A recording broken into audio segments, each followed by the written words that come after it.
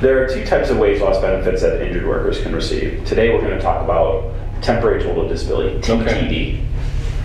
TTD is paid to individuals when they're completely off of work as a result of their injury while undergoing treatment. Would you agree with that?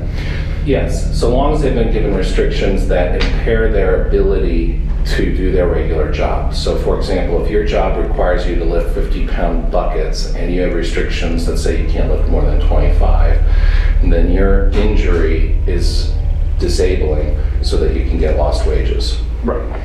There is, though, a cap on how much temporary total disability is paid to an injured worker per week. Right. If it's up to about, depends on the date of injury. Right now it's about $850 a week is the maximum benefit that you can get for lost wages. Correct. And just to be clear, even if you're making $4,000 a week at the time of the injury, the most you're going to receive in temporary total disability is, like you said, around $850.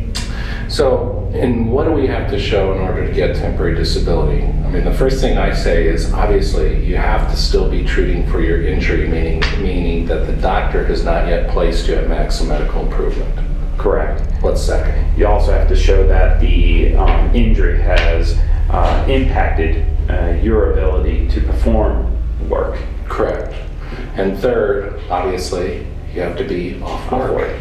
That's right. There's 4 ways that temporary total disability can be turned off. Sure. If you are already getting temporary disability and the doctor places you at maximum medical improvement, at that point, your right to lost wages ends. Right. If you return back to modified duty or full duty, that also terminates your right to temporary total disability benefits. Third is that the doctor releases you to regular duty, meaning the doctor says you have no restrictions and actually hands you the piece of paper that says you have no restrictions.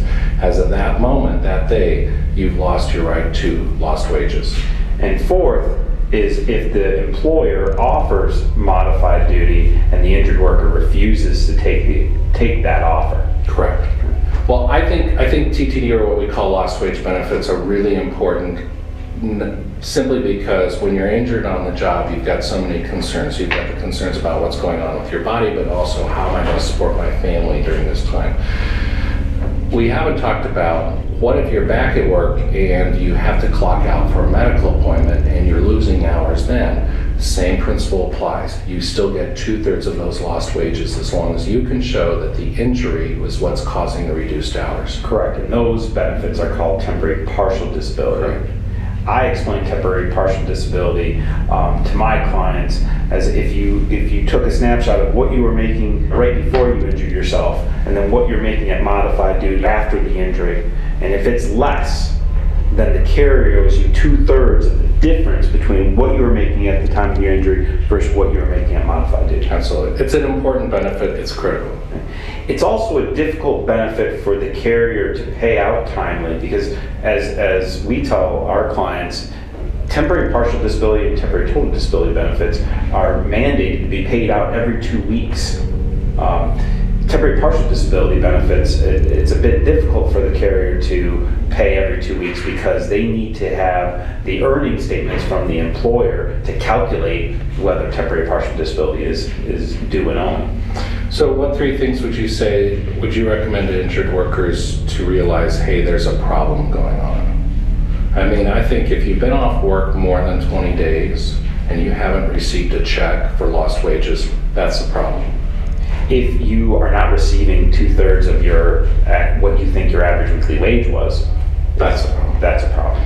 And third, I think if you have any concerns about whether or not you're getting what you should be getting, you need to call our office. Call us for a free consultation.